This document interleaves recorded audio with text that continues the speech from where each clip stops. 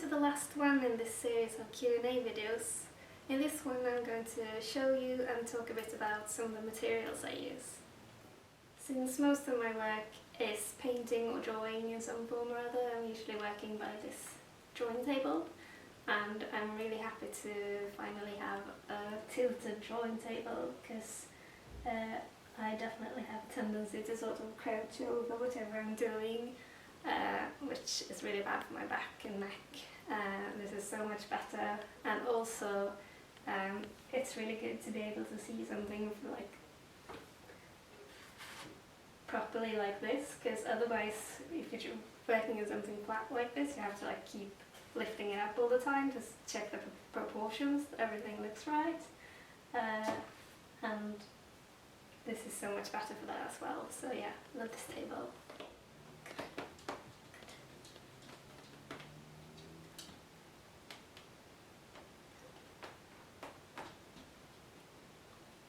I also have a daylight lamp, which I think is really good. Makes it so much easier to like work longer in the evenings and like darker winter days, and I even use it in like fairly light days because it just gives a really nice light to work under. And it's good that it's, I was looking specifically for one that could like light up an entire A3 size paper, and this one's really good for this. Since the table's so big, I also like sometimes stick like sketches to it, and this is samples of different gold paint and a reminder to do time lapses. This is just for sort of testing out paint. I keep most of my art supplies in this, and I feel kind of silly because apparently like everyone uses one of these for their art supplies, and I had this for years. It was in my wardrobe. I used it for storing clothes for years, and then when I got this table I needed something flat to put like paints and water and stuff onto, and I saw a friend of mine who also had a tilted table use something very similar to this for like art supplies and stuff, so that's when I started using this, and then I realised like everyone has one of these, like exactly this one. Anyway, I've got mostly like paints, brushes, that sort of thing in this. So one of the questions I got was what my favourite materials are, what my favourite mediums to work in are, and my favourite is definitely watercolours. That's what I use for like most of my paintings, this sort of thing. This is yeah, mostly watercolours. First I did a sketch with pencil, and there's also some gold ink on there and a few other things, but yeah, mostly watercolours. Yeah, that's what I use for most of my paintings. But I also love ink, and that's what I use a lot for my comics. So what I usually do is I do like outlines with ink and shading with watercolours, and for this one I also used gouache for the red blood. So on the top here I have the things I use the most, and that's a cup for water, my watercolours, and these are, well, they used to be, it's a Winsor & Newton palette thing, and I got this for I think my 13th birthday, and it's still what I'm using, although I have changed out most of the colours lots of times. Some of them are still the original ones though, I think, like the browns. I don't use a lot of brown. I used to use mostly these half-pan watercolours, solid ones, but now I usually buy the tubes instead, because I feel like you get more out of them. They're a bit sort of stronger colours or something, I don't know, I just kind of like them better these days, so that's what I tend to buy. And I tend to buy the Winsor & Newton ones just because that's what I've always been using, and I know they're like supposed to be like the best, or some of the best. So yeah, when I can afford them I buy a new one. I always keep like some paper to blot my brushes on. These are some of my brushes. The ones I use the most are probably these ones, like a very thin one and one that's about this size. And this is probably my most favorite brush. I actually bought the same one. I bought this a long time ago, and it sort of started shedding, or not shedding, but I've like abused it a bit, but it's still held up really well, and it's a really expensive one. It's a Series 7 miniature brush, and that's, yeah, apparently that's Winsor & Newton as well, and it's number 2, and it's just really good for getting like fine lines, small details, and that's a lot of the stuff I do. So I really like that one, and then I also like having something about this size, just to like fill in big areas, just stuff like that. And this one just doesn't even have a brand on it. It's just, it doesn't really matter as much that it's a good quality one, because it doesn't have to do like tiny details. So I usually just buy an expensive small one, and the other one's like, I mean, I don't buy like the cheapest ones, but something more reasonable at least. I also use this one quite a lot. I use it for like filling an entire page with like a wash of colour. This one I keep mostly, this used to be one of my like good ones, but it's it's falling apart, but that's what I use for like gouache details and stuff like that, when things I don't want to use like my nice watercolor brushes for. I don't tend to use many brushes, yeah, just stick to the 2 and sometimes that one. I've also got some gouache paints. I tend to use white gouache, either this one, the designer's gouache, Winsor & Newton as well, or the acrylic gouache. I got this from a patron. I use that for small white details like reflections in eyes. Yeah.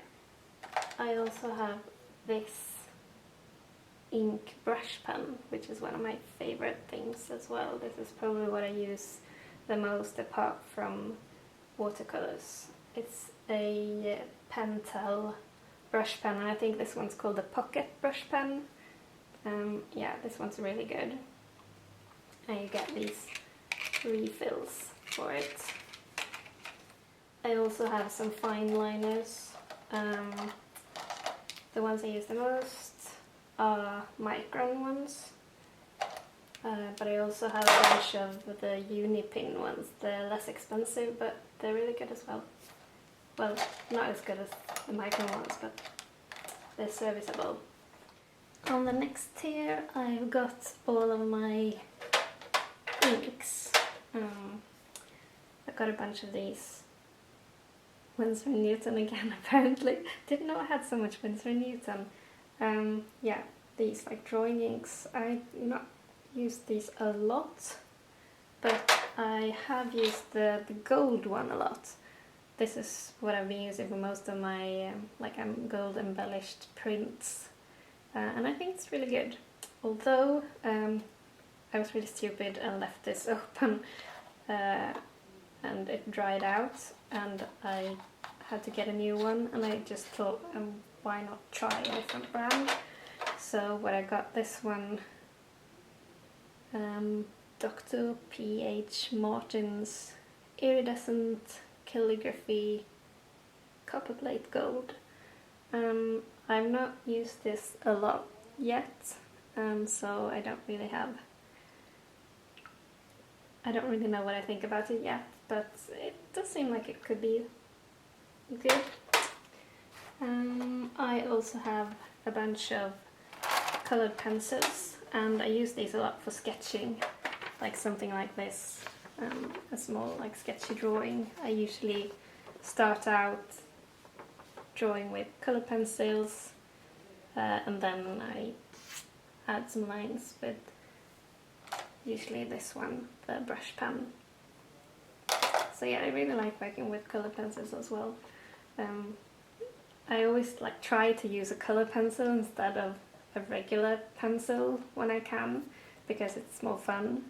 I also have a really nice pencil sharpener. It's good for travelling. And I've got my my glue gun glue. Got regular plain glue and some colours. I don't remember where I got these. I've had these for years and years. And I also have some more brushes. These are more like not watercolor brushes. These are just like what I use when I need a brush for whatever. Finally, I have some acrylics, a box of oil paints. I got this when I was really small. I don't use oil paints ever, pretty much. I always feel like I should do something in oil. I do tend to use acrylics sometimes, not for like painting paintings, but for painting like clay figurines and stuff like that. If I need to like paint a thing, I usually use acrylics. Some charcoal. Haven't used that in ages. This is what the watercolor tubes look like. I get the small ones because you can still like use one of these for ages. And it doesn't matter if it dries to, because then you just use it as you would like a regular solid watercolor. I also have some fabric paints. There's also fabric paints, and I got this gold spray. This is brilliant if you ever need something like to make things gold. This is the stuff. It's really good. And I also have a gold leaf pen. I've mostly been using this for like decorating stuff around the house, and it's really good for that. I mean, like painting on doors and stuff. I tried using it for embellishing paintings and stuff as well, but like the tip is quite thick, so you can only use it for like bigger things. So this is my sculpting table, and this is something I'm working on at the moment, using probably my most used sculpting material, which is Cernit polymer clay. I've tried other polymer clays like Sculpting, but I think I'm just so used to Cernit because I've been using it since I was a small child that everything else just feels a bit wrong. The tools I use are just like, I haven't bought any of these. These are just like some things I've had since I was a child. Some things are just things I've found that have like useful shapes. One of the things I use the most is like a very thin metal stick with a pointy end, which I find really useful. I don't even know what it is. It could be one of those things that you like poke potatoes with to check if they're done. And I've also got a knife, just a good strong knife, which is really useful for lots of stuff. I've also got sandpaper, some snippers, thing for making holes. I've got glue gun, different wires, different glue. I use Mod Podge for a lot of things, and my favourite like super glue is this one, Loctite. And I also got a drill. These are some of the papers I use. I always use blocks of paper. The one I use the most for my watercolor paintings is this one that I got from a patron. It's a long aquarelle watercolor paper and it's hot pressed. Actually, to be honest, this is the only fancy paper I've ever used, and it's completely changed like the way my paintings look. I never realised before like how big a difference like having good paper makes. So yeah, I can definitely recommend that. I mean, it doesn't have to be this specifically, but I do like hot press because it's flat. I don't like grainy paper. Yeah, I tend to go for the A3 size ones. Although I also like to keep some like small A5 ones. This is a really old one. I've got like loads of these. Like I bought these years and years ago. They're not like particularly good or anything. I also use Bristol board. This is what I use for making my comics usually. I've just found that Bristol board works the best for me. I've used different brands. Not really noticed any huge difference between them. This one's Canson. I got an Arches hot press pad, and I'm really looking forward to using that when I run out of the Lawn Aquarelle. These are my sketchbooks. I have lots of them because I keep my old ones because they're filled with like ideas. I tend to use sketchbooks to like remember ideas I get, and both by sketching them and also by just like writing little notes.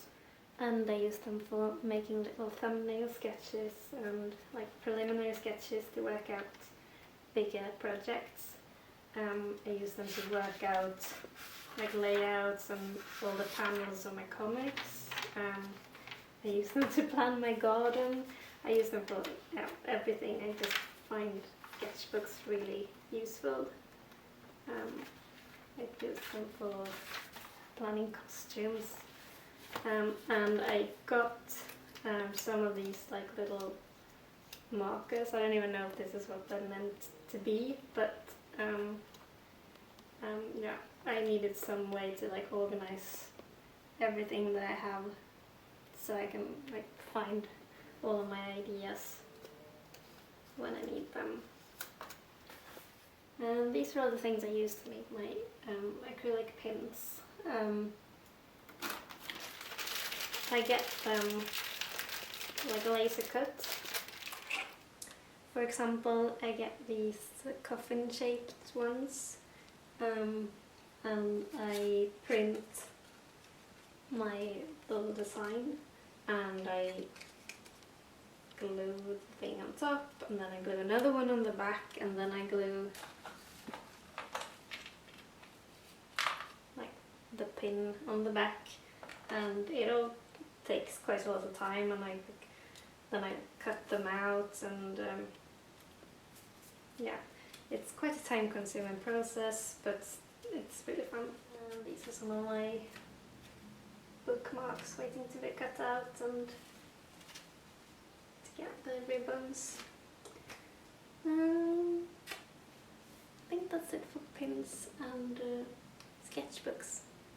Finally, I thought I'd show you what I use to make my art prints, and this is my printer. It's an Epson Stylus Photo R3000, and it's been working really well for me, apart from once when it broke down and I had to have it repaired quite expensively, but I think it was still worth it because yeah, it's really good, and I can make A3 size prints, which is what I wanted, because most of my paintings are A3 size.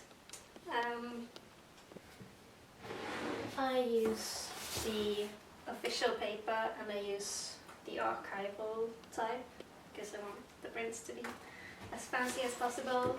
I would like to look into using some more like sort of fine art paper, maybe something with like a bit of a grain, although I don't like painting on grain paper, so, but I don't know, I feel like it can possibly make prints look a bit more fancy, but they already look amazing, so yeah, really pleased with this, and I think that's it. Thank you so much for watching.